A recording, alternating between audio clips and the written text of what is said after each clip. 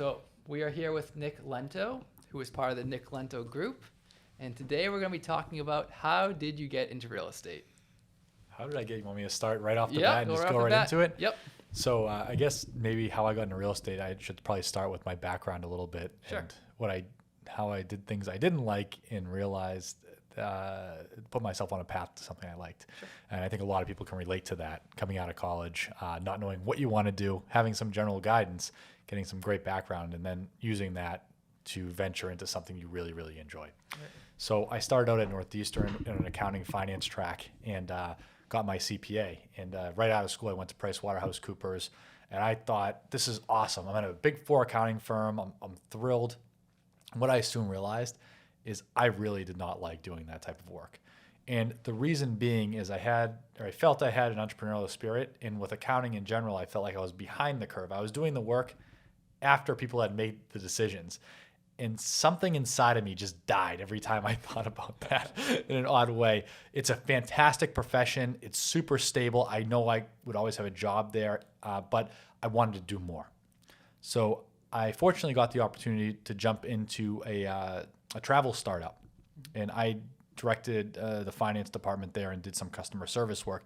And I found I loved it because it was real time. You were making decisions and using data to drive a business forward instead of reporting in the background. Yeah. So I got into that, absolutely loved it. Unfortunately, like many startups, that didn't work out. And I decided, okay, what do I really like to do? Mm-hmm. And I said, I love cars. What in the auto industry can I do around the Boston area without going to Los Angeles or Florida or Detroit? Right. And Zipcar was a startup in the Boston area. And I said, geez, let me try to get into that.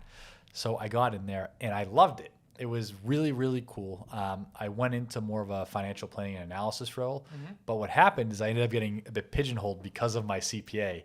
They took me and they tried to put me back after hiring me for a FP&A role into more of an accounting role. And I said, geez, I really do not like this. And it was a mutual decision that I think I was going to go a different way. And what I did was I said, okay, I think I really want to go into real estate. It has everything I like.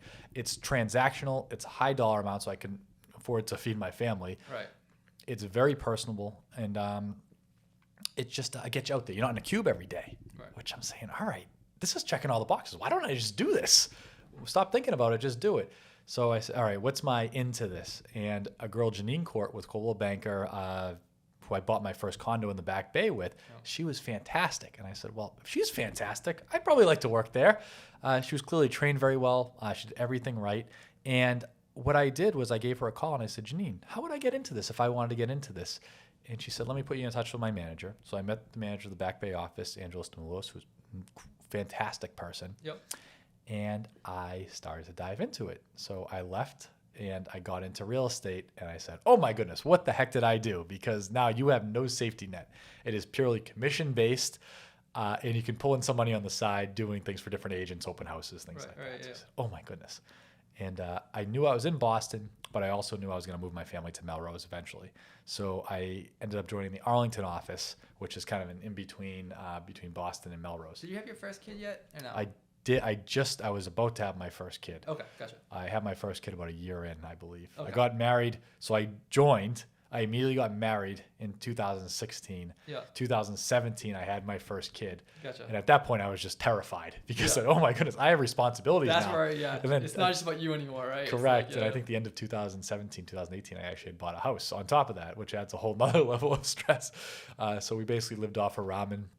I watched how many times I flushed the toilet, what lights were on. When I tell you that I lived on a bare minimum, but I loved it. It was actually exciting to a degree, and I only ate what I killed. Mm-hmm. So when I got into Coldwell Banker, what I decided was I was just going to go into the office every day and do everything I could to help other people. Because I felt that if I was around successful people and I helped the top agents, they would gain respect for me. And at some point, they were going to get too busy or they were going to want help with different things. Yep. And I would be their go-to. Yep. So I then met a woman, Margie Fitzpatrick, in our Arlington office, who really went above and beyond, took me under her wing, and taught me everything she knew about the business. Mm-hmm. And I developed that relationship with her. I still have it. I can't say enough good things about her. And she as she taught me, I got a few deals on my own, and I brought her in to help, because the other thing that went through my mind was, oh my goodness, I'm in this, but I still want to make sure I do a heck of a job for my clients, which at that time were family and friends for the most part, which is also terrifying, because then you're saying, wow, I'm dealing with this person's biggest asset they're ever going to own or buy. I better not screw this up. So I would bring Margie in and she would help me. And she was very generous, where she brought me into a few deals where I could help. And other agents paid me on the side to open houses, things like that. What I found is about 2 to 3 years in, I started getting my footing a little bit. And I got enough deals where it was sustainable. Which is really nice. And I said, okay, I can do this profession, but it was still very scary. And then I got to a point where we were doing about 20 to 30 deals a year.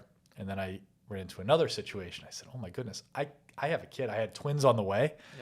I said, I can't be running around at all hours of the night doing this. And then again, someone was watching out for me, because they put Dave Beeching into my life, who has been my go-to and my partner for the past 4 years or so. And he's been phenomenal. So we developed a little bit of a partnership there, and it's always evolving. This industry is always evolving, but it allowed us to expand our business, leverage each other's networks. And one thing we always focused on was doing a fantastic job for the client. They always came first.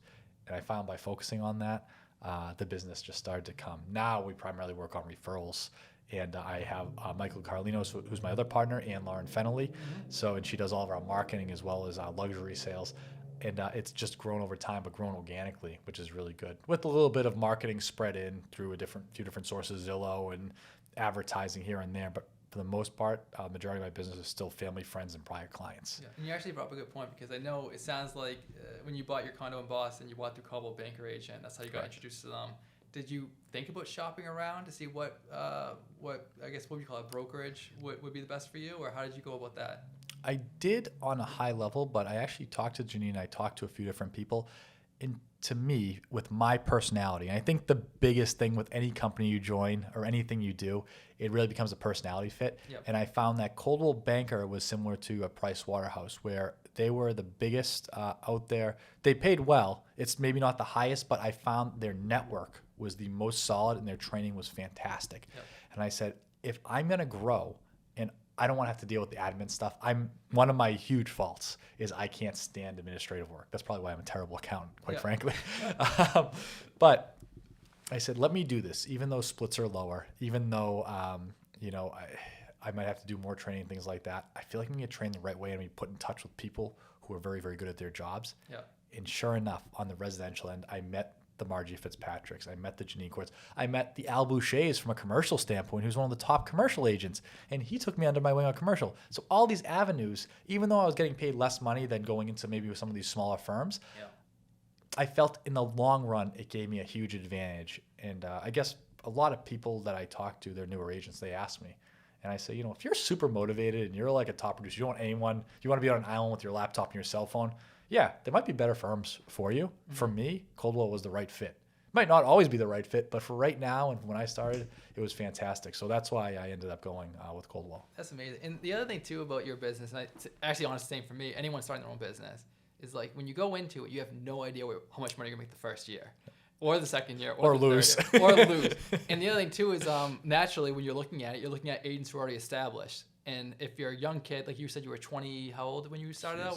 Well, I think I was actually pushing 30 at that point. You were just getting to 30. My hairline was a little bit thicker. That's about it. So like you really don't have, you worked at other companies, you saw PwC, you saw, a few other places, but you still really don't have any idea of what the real world actually is. A lot of it's just academic stuff, what the professors told you or what you see in the media, which everybody knows. We're not getting into that, but it's the media. So when you were going into it, did you have in mind what your benchmarks were for each year? And if you're okay sharing it, you can. If not, that's fine as well. But just kind of give an idea of someone who's thinking about getting into this business, what they should expect. Absolutely. And I do have to say, in total fairness, I had to backstop my family. I don't know if I'd be able to jump into this in the same way I did without that backstop, which is huge. And I think a lot of people getting into this business, especially if they have no contacts or no experience in it, it becomes tough. So my benchmark the first year was just to get in and see what I liked, see if I liked it. I think I made about $20,000, maybe my first year. That's probably good for some people, actually. Yeah, exactly. But the problem is in the Boston market, that $20,000 does not go a long way. Right. And what I did, I picked up, because you just don't have the same client flow, I picked up jobs elsewhere and worked part-time for different things. Right. And that's how I was able to basically float and just scrape by. And I had no expenses. I mean, the nice thing is I had the condo, and I think my condo fee was like $400 a month, but I didn't do anything. I basically just played video games and hung out and went to all the family stuff. And my grandmother's a great cook, so it was just a lot of leftovers. So, in fairness, I had it made in that regard. So, did that. The second year, I started learning a bit more, and I got a few clients. And if you get 1 or 2 big sales in real estate, it can really make your year, which is great. So I got, I think, 1 or 2 of those, and I think I made $40,000. Right. And the other thing about real estate, as you get more developed, it's kind of like a spiral up, if that makes sense, because you start, in most companies, you start at a low split, and as you make more money, your splits actually go up. Mm-hmm. So for example, and I believe this is public information, so I don't think I'm doing anything poorly, but when, or even let me just say hypothetically. Yeah, sure. Keep We'll myself say safe. Yep. Say you start at a firm, no one knows you from Adam, you have 0 sales. You might be at a 50-50 split with the company. Right. So that means for every dollar you make in commissions, you're giving 50% to the company, plus you're covering all of your own expenses. Right. Now with Coldwell, they're very good. They help with a lot of subsidies and different things through listings. So it's not a pure 50-50, but if you're looking in, hey, I made a $10,000 commission check, you're only getting 5 of that. When you're starting out. Correct. When you're starting out, yep. As you develop and as you get more business, there's a scale. So say once you make $50,000 in gross commissions, you go from 50 to 55 or 55 to 60. So then every sale you make, you're actually making more money on top of it. And that feels fantastic. You gain credibility and knowledge. So you get a high. Every time you get a pay bump, you're doing more business, you're getting more clients, and you're getting more money on every deal. So I was like, this is fantastic. So I did that, and then as I started to scale up, I doubled my income, or I should say my gross income, not my net income, because what I found is my gross income went up. I wanted to start different marketing opportunities and trying different things, or I ran out of time and I would have to hire people to help me do things. But the main goal is if I made even a penny more than my marketing, depending on time and a few other things, it made sense for me to spend that money. Absolutely. So as I got into it, I think my first year was 20, my second year was 40, I think my third year was 80, and then I started getting hundreds and thousands. And now I think last year we did $30 million worth of transactions on and off market. Hopefully 40 million this year. Yeah. And it might get to a point. I'm hoping to double it again this year, which would be fantastic. I don't know if that will happen, but what I found is it becomes a different mentality. I went from an individual agent to more of an agent, but with a team focus and a manager role. Yeah. So now I've capped myself a little bit in what I can do for work, but now I make some residual income off the teammates I bring in. But the key to that is everyone has to be incentivized in the same structure. And I'm a big believer that I always give them the opportunity. If you want to be an individual agent, you totally should. But I think in a lot of ways you're incentivized. You actually get paid the same or more being on the team, oddly enough, because of the benefits and the volume I provide versus going as an individual agent. And everyone generally gets to a point where if they have enough clients built up, then they should go to be an individual agent. But you miss the camaraderie. Yeah. I don't think I could ever be an individual agent again just because I love working with the team. I love the interaction with them, with the clients. Like when you go in with someone else, it just feels good. You have kind of a buddy. You're a team. Yeah. That's what you are. I think of like the Navy SEALs. They have a buddy system, right? So I'm like, they can do it. I should probably do that. Yeah, just like that. But yeah, it's been a fun run. But you do need at least 5. You have to stick it out for 5 years. And the other thing that I'm super lucky, and I'll totally acknowledge, I had an up market this whole time. Yeah. I didn't have a down market. Every year, prices were increasing. So every sale I did, the same $500,000 house became $600,000, $700,000. Today it's probably just $1 million just because I'll throw out a number. Yeah. And then it's going to $100,000 over that. So that helps too because your commissions stay flat percentage-wise, but the prices go up, you make more money. So I should also mention too, I don't know if we talked about it, but your broker. So Nick Lento Group is the name of his real estate team, and you're in Melrose. Of course, you serve the greater Boston area. Correct. But if for anyone who's local, they know like these Melrose homes or even the nearby towns, it's insane, right? Is there any way to describe it for you? It's just no, it is, and there's a reason for that too. Right. I always tell people it's not rocket science. If I was smarter, I'd totally do. I do what Joey does or something else. You're doing just fine. Yeah, if I had the personality for it, but people, if you can just bring out common sense or lead them to water, and it makes sense, and you're not BSing anyone. It is legit. If you're paying $3,000 for a 1 bedroom in Melrose for rent, and you're saying, wait, So I have this 1,000 square foot apartment I'm paying $3,000 for. That and I don't know the numbers off the top of my head. I'm using it as an example, high level. If that equates to a $500,000 condo, and it's a 1 or 2 bed condo, why wouldn't I just do that? Right. Assuming I have the down payment. And that was a huge barrier before now. So a lot of people didn't have the down payment. Now, either parents are gifting kids money for the down payment, or they have it themselves, or they got married, they have 2 incomes. It totally makes sense, especially with the interest rates so low. Right. So you're having this mass exodus from rentals to buying. The problem is because of COVID and because the inventory is so low, a lot of the sellers in the market that normally be there, they're saying, I'm not selling if I can't go anywhere or have this real tense situation. I don't want to put myself in that situation. Right. There's no inventory. And that's why you're seeing things going insane, because you have all these people that are renting. They want to buy. Plus, you have all the people who are working in the city that no longer want to be in the city because of COVID, or they're working from home 3 or 4 days out of the week. They're saying, I want to get out of the city. I want to have a parking spot. I want to have a garage. I want to have some more space. You have all these factors going absolutely crazy. Yeah. Plus, I think there's probably currency hedging, plus inflation. So people want to hedge with their real assets. You have essentially everything in the book that could be going great for inflation to go for it. And that's why it drove this market absolutely crazy. So for a seller, it's fantastic. The only thing I'd caution sellers is if you sell someone, you have to go somewhere. Yeah.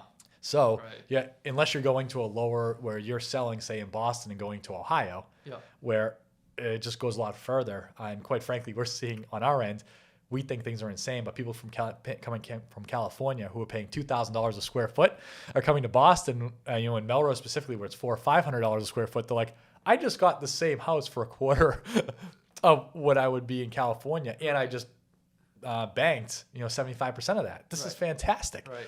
So it's all relative, if that makes sense. No, that makes complete sense. And I think it's the same thing, like you said, Boston and Melrose, like it's the same idea. It's 1,000 square feet to 500, whatever it might be. And then there are people who are saying, okay, North Massachusetts, I don't know what it is per square foot if you know, but, and then you get New Hampshire, and then it's like, and it just keeps on going and going. So it's all relative. And it's actually funny too, in New Hampshire, which I recently moved there. I'm in Stoneham, obviously, but my office is, but I live there in Manchester. And it's just hilarious because people buying there who are actually in New Hampshire, like from New Hampshire, they think it's ridiculous that we're paying the price we're paying. Whereas I'm thinking, I just got a brand new house for $500,000. It would cost me $1 million even just south of the border. So it is interesting how it kind of comes to that relativity that you talked about. It's absolutely insane. Well, the other thing we're seeing big in the real estate market is a lot of, and this is specific in one of Massachusetts and high tax states like New York and California. Yeah.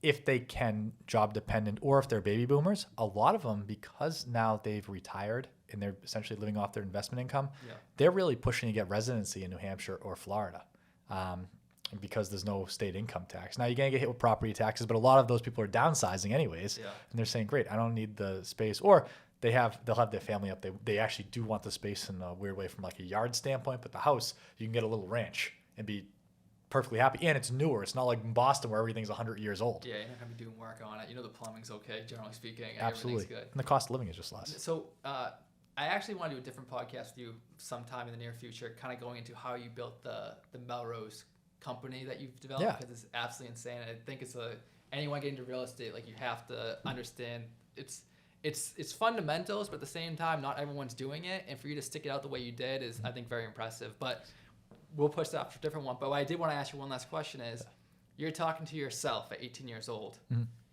What advice would you give you? I think maybe it hurts me to say this. My dad's always right, and I think having the experience of a big company experience and having a baseline is hugely important. Now, I probably went into it a bit longer. I probably should have made the jump maybe a bit sooner, but this is part of the learning process. I don't regret anything because I really believe everything I did put me in this position I am now. I had to go through it. Yep. And I do think for a lot of people who just want to be entrepreneurial, I would say go to school, get a skill. Depending on your situation, obviously. Yep. If you want to take a jump into it, you absolutely can, but you have to go in with someone who's going to mentor you. I think a lot of people make the mistakes, and it's a little bit hyped to me. I'm just going to be an entrepreneur. I'm just going to do this. I have no fallback. There are absolutely cases where people make that work, and I give them a heck of a lot of credit. Yeah. But I think what you'll find is a lot of people, they go into something first and try it and realize this isn't for them. Then they make the switch. And those tend to be the people that are most successful because they've gone through the pain of working maybe a corporate job. And I was speaking specifically to real estate here, so you can apply this any way you want. Yeah, exactly. Yep. But a lot of people went in with a big company, more of a corporate job, whether it's accounting, finance, working at McDonald's, whatever it might be. Yep. It's good to get that background because you understand what the working world is like in more of a structured setting. Then if you go unstructured, it's very scary. But if you have the drive, you can make it work. So I think the other big thing is going to Pricewaterhouse and getting that CPA. It gives me a huge amount of credibility.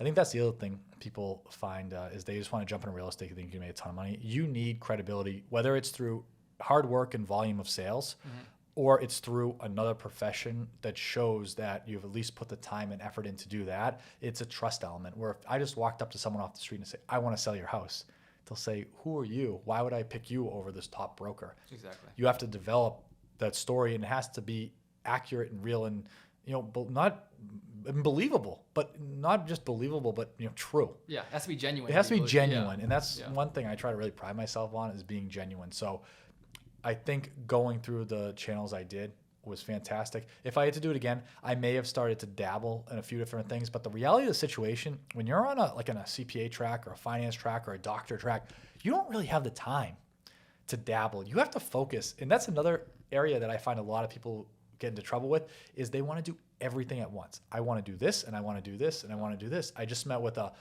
fantastic attorney the other day, probably one of the smartest young kids I've met, really has his head screwed on straight. I think he's under 30. Yeah.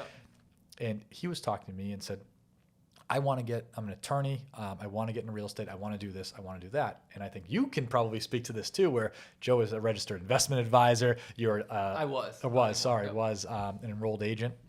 Was. Yep. So Joey has gone through this. Joe, the Italian Joey, brother whatever, yep. is coming in. But you saw this firsthand when you try to dabble in a lot of things.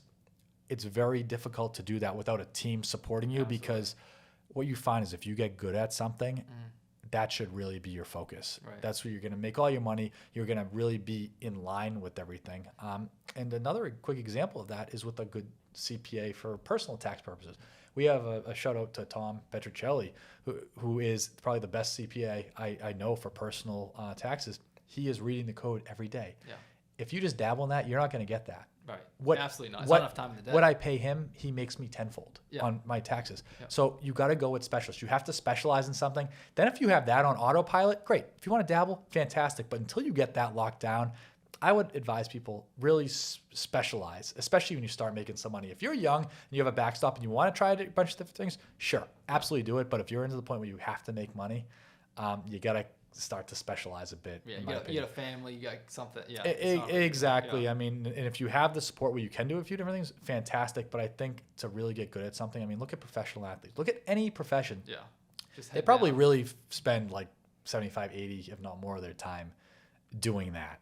What do you think? You've been through it, so it's a better question to ask you. I think that's exactly it. And we can definitely kind of get into that idea because something I've always struggled with, I still struggle with this day, is the idea of focus, right? Because we all know, like, if you were to just keep your eyes on the ball the whole time, you'd be fine. But we can't help ourselves. We see things flying around as shiny objects. And we're like, I would love to just try this out. But with that being said, it's important not to have tunnel vision. So I think you have to have an awareness about you, and it doesn't hurt to dabble in things like, hey, this is my moneymaker. I'm going to spend 80% of my focus on this, which is kind of determined, but I have 20% of other mental capacity. Let me give this a shot, even if it's 5%. Let me just see. And you test the waters, just like marketing, right? Yeah. You test the waters. You don't go all in on something if you don't know what's going to work. You test the waters. You get a feel for it. Yeah. But you also have to do things. You can't just think about it. You have to go to action. Who cares if you screw it up? What's the worst thing that can happen? You lose 5% of your time or money or whatever it might be, as long as you can afford to lose that. That's the other important And if it thing. goes right, you just pretty much game changer, right? Absolutely. Yeah.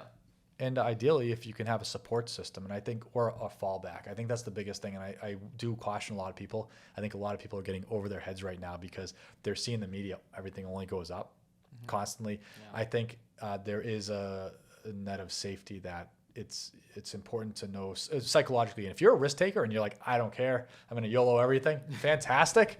I don't have that mentality, but it helps. And actually, I think it helps you do things better. And one quick thing I'll leave you on in regards to the team and real estate. what I try to bring to the table in real estate is I don't care if you buy or sell with me right now. I don't care if you do ever. I truly want to help you. Yeah. And if you're in a good financial position, whether it's as an attorney, a real estate agent, any kind of sales type of position where you work commissions, Yep. if you're not pressuring people and you don't feel the pressure to need to make that commission, everything goes a lot smoother. Absolutely. And you can provide truly the best genuine advice without any conflicts of interest. And I think that's hugely important. And as you get into it, it resonates with your clients as well. And they feel that. And it actually, ironically, brings you more business. The more you say to people, you do what you want to do. I do not want to pressure you to sell. I want to make sure that you make the right decision for you, your family, Right. whatever your situation. People respect the heck out of that. Yeah. But it's tough to do when you need to eat Yeah. as well. And it's really fascinating. So I it goes back to that spiral up thing you talked about, where it's Exactly. like everything just becomes easier, just natural over time. If someone has any questions about real estate, Yep. What's the best way for them to reach out to you or find you? Absolutely. Anyone can call me. My number is 617-755-5804. You can say it, yeah. 617-755-5804 is my cell phone. You can always call me there directly. Okay. My email is nick.lento@anymoves.com. So it's nick.lento like my name, and NE is like New England moves, MOVES. And if they Google Nick Lento Group, will your testimonials, your website, your contact information also come up that way? Absolutely. That's the nice thing about being a real estate agent. We try to plaster for better or worse, try to plaster our face and our name and our number anywhere. So that's probably the easiest thing. Just Google me and give me a call. And if you're a younger person listening to this too, and you're thinking about getting into real estate from a different profession, or just you don't want to go to school, you're coming out of school, give me a call. I'd be happy to buy you lunch, sit down with you, and go through it. I actually love that. I love helping people, and selfishly helps my business too. Because if I can make a good relationship with you, you might have a friend or a family that wants to buy or sell. And it really is. I really believe that you can do business, be mutually beneficial to everyone around you, and truly help. And it's a fantastic feeling. That's awesome. All right. Well, thank you, Nikki. I appreciate you for being on the Anytime, show. Joe. All right. Take care. All right.